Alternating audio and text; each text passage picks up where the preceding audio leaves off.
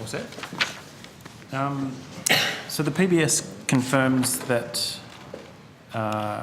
cyber policy coordination, if you want to call it that, continues to be your principal responsibility. It's coordinated within PMS departments. Alan McKinnon again. Not necessarily principal responsibility. I have a whole range of responsibilities, but I am cyber policy coordinator. The sole policy coordinator? Yep. So it said? Yeah, thanks. How many staff in your department currently work in that area of policy? I will have to take that on notice. It's approximately 10 or 8. 8 to 10? But I'll take that on notice. Yeah, when you can, that's fine. If you think it is still that rough number, I think that was what you told us last time. Although there were a number of secondees, I think, in the mix as well. Is that still the case? From various other places? Senator, I don't think we have any more secondees at the moment, but again, I'll take that one on notice too. Yeah, if you could. Is the department engaged at all in the data retention proposal that's been under investigation by the Joint Committee on National Security? Senator, we are not driving that, but of course we have been involved in discussions. But I would go to the AG's department if I wanted to. Okay. Yes, Senator. Given that you are coordinating the policy, could you give us your insight into the resources that are being devoted to information security across government? So, US researchers believe that the United States government will spend $10.5 billion per year by 2015 on what's broadly classified as cybersecurity. Do you have any idea what the figure is roughly for Australian government agencies? I'd like to take that one on notice as well, Senator. All right, if you can. Again, given that you are coordinating this... Senator, sorry to interrupt, I just wondered if you could tell me what areas of cybersecurity, when we go to answer that question about the budget that's allocated to it, if you give me a clearer sense of what issues you're talking about. The cyber policy, which extends far beyond cybersecurity. If you're interested in security of networks as a cyber security issue, that's a different thing. If you just give me a little bit more detail, Senator, I'd be very grateful. Okay, well, we'll do that, and we'll just park that one for the time being then.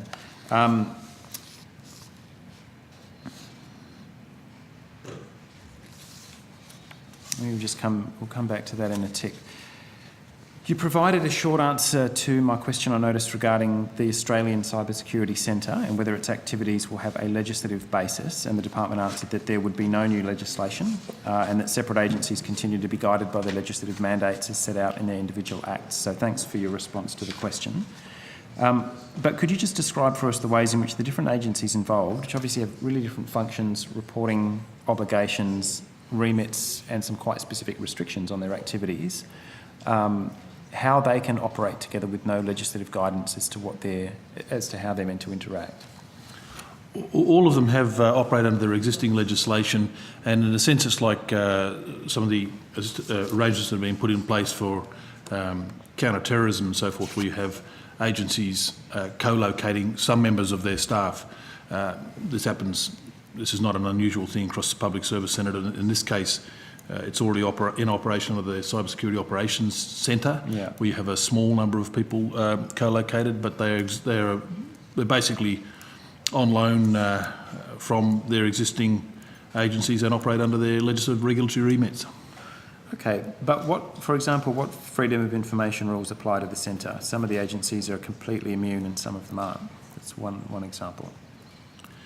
It would be, I'd like to take that one on notice as well, Senator. Okay, all right. So the centre is still located at DSD, is my understanding? They're the host? The exact location of the centre will be decided within a matter of weeks, we expect, Senator. Okay, but that's not confirmed? It's not confirmed at this time. All right then. It's not expected to be in the existing DSD location, if that's what you're asking, Senator. It will be somewhere else, but the exact decision has not been made. Including which agency would be the host? As in which part of the... That's the decision about location which is to be made, but it's not related to being hosted within an agency so much as located within a building. Okay. All right. I might come back to these in a moment because I understand we might be... Chair, are we going to a break at some stage or you... We will be. Yeah. All right. I'll just carry on until you give me the wind-up because I've got a reasonable number for these folk. Well, you've got another 15 minutes. That should be fine. That should be enough. Given, again, that the department's coordinating policy across various areas of this portfolio, is the department aware of recent use by ASIC of powers under Section 313 of the Telecommunications Act to block, I think, about 1,200 Australian websites in the pursuit of one particular site? I pass to my colleague, Senator. Thanks. Sachi Wimmer, First Assistant Secretary, Cyber Policy and Homeland Security Division. We are aware of it, but we haven't been involved in it per se. It's a matter for the Department of Broadband. A Department for Broadband, is that, so the Minister's sitting right here? I think you need to refine your question a bit. All right, well, I've got a number, so I'll do my best to refine them. Who within the Australian government, and I don't expect this to be laid at the feet of Senator Conroy, although it is convenient that you're here, but who within the Australian government is responsible overall for internet filtering or blocking by agencies such as ASIC, which aren't actually a portfolio of yours? No, I think there's a misunderstanding. There is no filter or government-mandated filter, Senator Ludlam. The agreement that we reached with Ethernet or retail service providers was that they would comply with requests from the police Around the Interpol note, the Interpol around the worst of Interpol. list. I'll get so to after that. After that, there is individual agencies. Aha. So this is useful. So there's no control. I'm not aware, certainly through my department. I was, as I think you're aware, and I've said publicly, unaware of ASIC's ASIC's actions. So as far as I'm aware, there's not a individual point where, I mean, ASIC, as I have made the point repeatedly, is an independent statutory authority.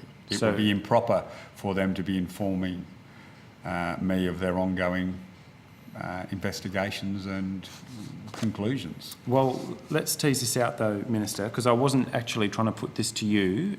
As a Communications Minister, ASIC is not one of your portfolio responsibilities. We'll come to that over the next couple of days. But it's an independent statutory authority. Okay, could I put to these folk though, you've said you have no visibility or awareness of other agencies doing so, although actually my question was around who's in charge, who's coordinating a government-wide response to blocking websites. Your answer is, to your knowledge, nobody is.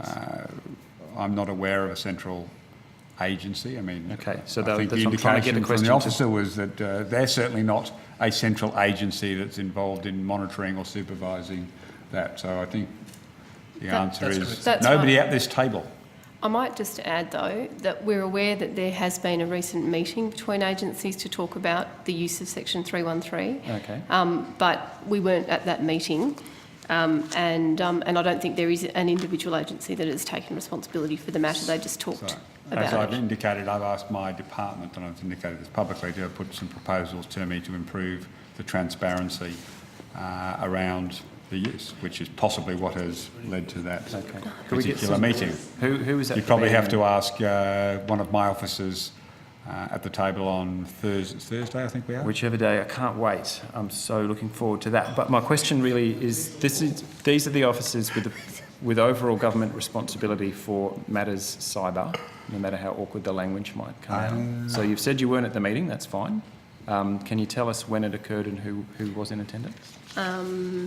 I'll have to take that on notice to get the exact details. Can I just check in with you, Chair? Questions that are taken on notice now, will they actually be returned to this committee before the Parliament is prorogued? Are we going to hear back on any of these? The date is the 12th of July. In theory. 6 weeks. Aspiration. An aspirational question on notice. All right, and that's no disrespect to you folk, but... Well, I think, to be fair, this committee's had a fairly good track record of answers to questions being taken on notice and given back to us in a timely manner. Yep, no, I wasn't trying to cast aspersions on anybody. I just wanted to be clear that we will actually get these back. So you aware of who called the meeting, of whose idea it was? Yes, it was the Department of Broadband. It was, okay. I suspect it was at my behest, as I said. I've asked for there to be... Okay, but this is being treated as a communications issue, then within you've taken responsibility? I'm probably, given it's an act that I administer... It's your act, but it's being used by agencies that are all right outside your area of responsibility. No, that's accurate statement. So I've asked for options so that we have increased transparency around the use of them. How many other agencies, Minister, are you aware of who are using these I would notices? actually, That's a so Thursday question. I'd have to ask my officer later in the week to give you that information. But to suggest that there's some sort of coordinated government filter agency lurking somewhere in the bureaucracy would be an inaccurate It might be a portrayal. relief to know that there was someone in charge, Minister, as it is Well, at the moment. normally you don't like having anyone in charge of those sort of things. So I can confirm to you, it appears your suspicions are unfounded. The policy is a headless monster. ASIC does it here. The we know what the AFP is up to because they are disclosing their activities to us. It is an independent statutory authority. Are there any ASIC. others that you're aware of who are doing this? Look, it's possible that there are more, but I'd rather get an accurate answer for you on Thursday so that there is no misunderstanding. We'll come back to that on Thursday. But it is useful to me that you've clarified that you haven't led it. It's being led in the broadband portfolio. Senator, I would add that the purpose of the cyber coordination is to get to enhance understanding across all of the portfolios which have particular cyber or digital responsibilities, and to that end we are very busy in coordinating. We bring meetings to bring them all together and to ventilate a whole lot of issues so that there is better visibility, but there's about 20 or 25 agencies that have specific portfolio or agency responsibilities, so coordinating doesn't mean necessarily controlling everything. Okay. Is there any reason why you chose not to attend that particular one? I wasn't aware of it. Oh, you just told us. Oh, sorry, maybe it's you, Ms. Wimmer. We found out at very late notice and we weren't available. Sounds a bit rude. Okay. My understanding is ASIC did actually issue a media release that it was blocking the site, Senator Ludlam. After quite a bit of investigative work had been done to establish who the hell had taken these sites down, yes, they did. My understanding is they did actually issue a press release. A long time after they were aware that people couldn't work out what had happened, what we're trying to establish is who else is up to this informal or de facto. One of the things which I think I've indicated publicly, and I'm happy to again put on the record, is that we want to ensure that where action like this is potentially taken, and there are some issues that have to be sensitively worked through, but there's at least a page referring you where to go to, as the AFP do in the instance. With ASIC, there was no block page. Yeah, The sites just weren't there. I'm agreeing with you that that's the case, and that's one of the things I want looked at, and why I asked for advice from my department, so that we don't get circumstances like that. Okay. Is there a moratorium on use of these notices by parties other than the AFP in the meantime?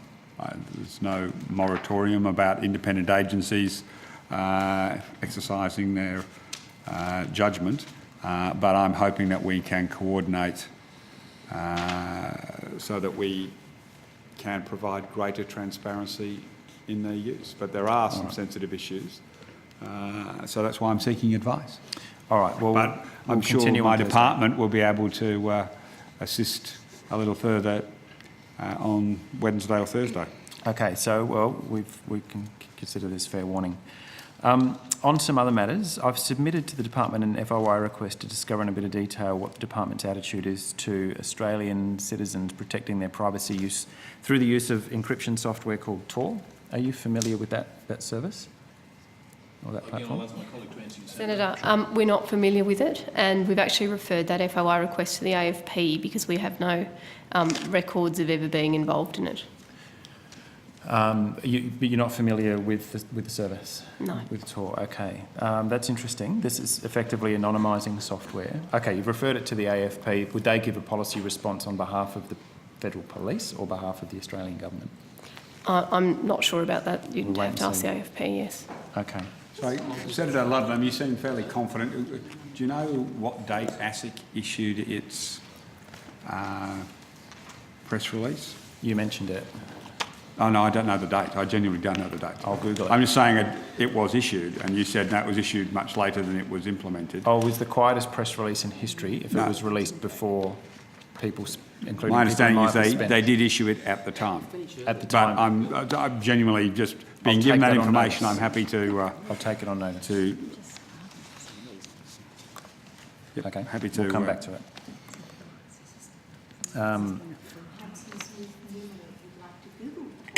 Yeah. Very easy to I did offer to do that.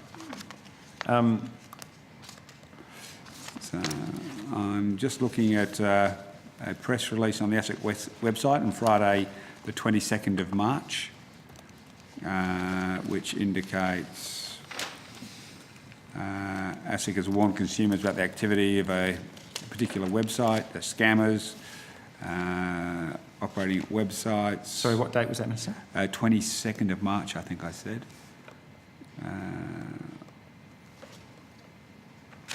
So there's it's quite a lengthy press release, I don't know. But can indicate that it seems to,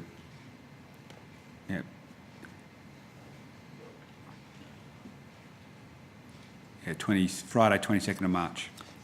So just let's be clear, ASIC, even though we are a bit out of portfolio here, ASIC posted a press statement on Their website. on the 24th of March. 22nd. 22nd.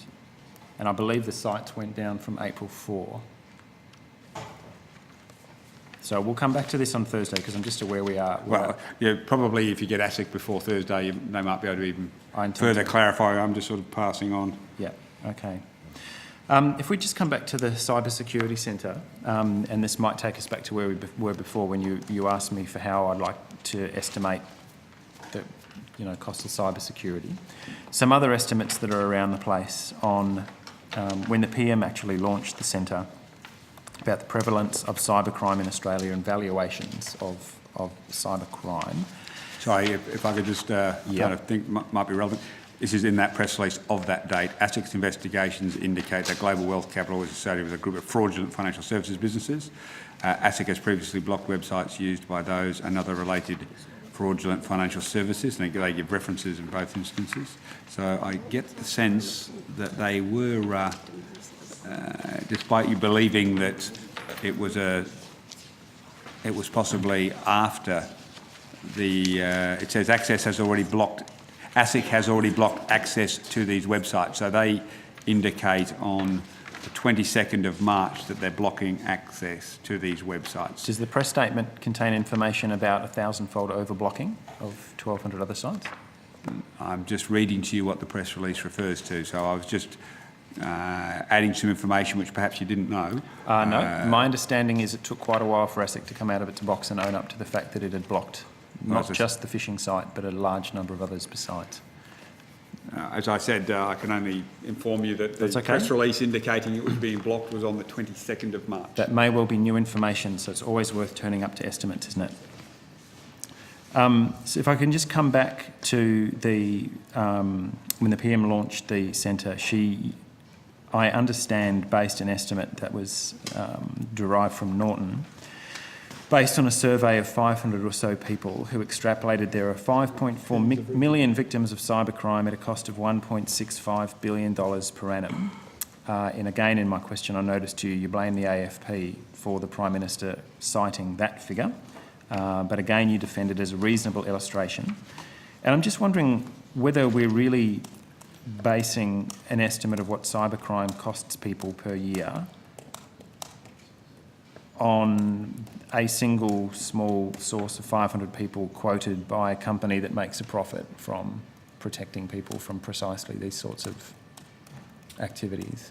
Well, Senator, as you know, costing the impact of cybercrime is a notoriously difficult activity.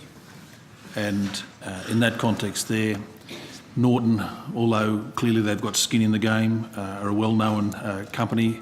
It's an estimate, which is an indication, but I don't think that anybody claims to be able to do better than that in any jurisdiction. Ask you to wind up, Senator. Are you... Oh, really? Are we coming? Can we come back with these officers after the dinner break? We're moving... Well, how much more have you got? Because your time not so many is... more. Maybe another 5 minutes at the most, if that's all right. No, we've got 5 minutes to wind up. I'll wrap it up now if you like. Okay, that's great. Yeah, well, then we come back later, but if you just continue on now, but other senators will, but you have your time now, and then we'll be winding up. And we have to allow for Miss Leon to come back, and she has some further information before we go to the dinner break. So if you could... No problem. I've only got a couple. I'll skip through them. Are you aware, and I could cite this for you if you like, of Essential Research, independent polling incidents and actual cost of cybercrime, which was based on a sample of around 1,000 people, which showed that the Norton report quite seriously overstated both the extent of cybercrime and its cost? I'm not aware of that report, Senator, but as I've said, the costs of cybercrime are notoriously difficult to estimate. You can find conflicting estimates up and down, but it doesn't, I don't think, detract from the main point that cybercrimes are an increasing concern to the Australian community and an increasing problem. If I get an email from some guy in Nigeria wanting my credit card number, does that count as cybercrime? Don't give it to him, Senator. No. Does that count as cybercrime, though? And Senator Ludlam, you haven't won that lottery. I know, I haven't. It was one of the first emails I ever got, was winning a lottery. But is that included in these sort of statistics? Again, that's something that I'd actually ask that you prefer. I would prefer that you ask of AGDs, Senator, which has direct portfolio responsibility. But whether or not it is, I don't think, as I said, it detracts from the main point. I'm not here to defend Norton. Okay. What are the broad split of functions in the ACSC between defensive and offensive approaches to cybersecurity? It's not about offensive cyber operations at all, Senator. Okay. What do I ask Department of Defence on that, or? No, I'm saying that the ACSC is about protecting Australian networks only. Okay. So it's 100% defensive. That's right, Senator. Okay. Last couple from me on a bit of a change of subject. When was the PM last briefed on the activities of the Wikileaks publishing organisation or Julian Assange? Is this still within your remit? No, it's not. I'll just bring our colleague to the table now, Senator. Thank you. This is the last bracket from me, and then I'll leave you be. It's my broad remit, but I need a colleague here, Senator. Senator Richard Sadlier. Who's WikiLeaks candidate against you? Are they running one against you? Such an unhelpful intervention. I think he might be running against the people who hung him out to dry, actually. I think he's running against me. Anyway. I was about to answer the Yes, question. we'll keep We this are on. wasting time. Keep this on You have the topic. call. Senator Richard Sadlier, First Assistant Secretary, Defence and Intelligence Division. Senator, there have been no further briefings since we last appeared in estimates. Since last time I asked, which was That's October, right. I think. Yep. Okay. When was the last time the department received a briefing from if at all, from Australian diplomats who were attending the hearings of Private First Class Bradley Manning in the United States? Senator, I have to take that on notice. I don't have that information with me, but I'm aware there has been cable traffic. There has been cable traffic. Okay. So if you could take on notice for me precisely in a little bit more detail than that, whether there have been face-to-face briefings and the degree of visibility that the department's got on those hearings, which are obviously ongoing. Happy to do so, Senator. Does the department receive briefings on matters relating to WikiLeaks, Private Manning or Julian Assange from the US ambassador based in Canberra? Senator, I personally have not received a briefing of that sort, but I'm happy to take that on notice. Again, and if so, if you did have that info at the table, I'd ask you for dates and times and attendance and that sort of thing. If Thanks, you could Senator. provide that in your answers, that'd be much appreciated. Will do, thank you. I'll leave it there, Chair. Thank you.